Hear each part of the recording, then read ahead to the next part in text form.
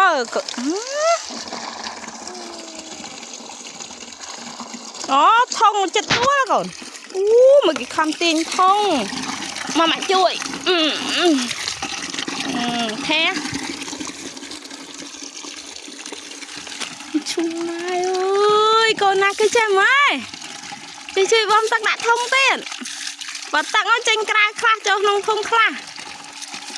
cho tặng nó hay lại buồn lên ô lại lục một phong đáng bài đáng phải nhạ ai bà lơ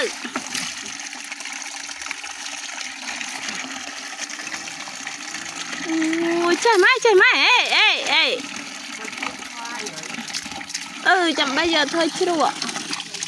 ăn trai nhớ thôi chịu spy